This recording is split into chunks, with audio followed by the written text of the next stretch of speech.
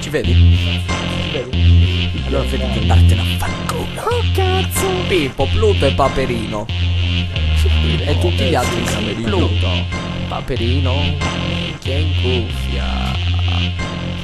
C-O-R-O.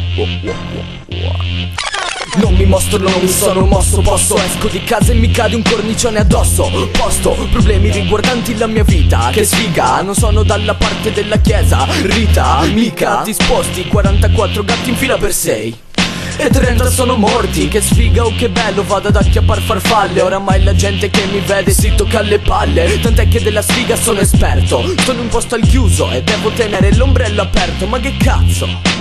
Dove se lo mette? Porto più sfiga del venerdì 17. Mi tocchi la sfortuna infinita. Trombi con la tipa e lei rimane incinta. Vado ad un abbatto, le speri che io perda. Vince la mia sfiga mentre tu schiacci la merda. Se tenti il suicidio non muoio, sfiga, è una sfida. Mi tiro il collo come gli imprenditori, rimpiazzata la lira. E vira, cambia rotta, con più fotta. Vai tranquillo che va peggio di prima. Sempre storta, che con una botta di culo trovi figa e la sfiga vuole che abbia il cazzo. Ed è finita, va peggio di un terrone che vive in Padania o di un ebreo che in eventi nasce in Germania.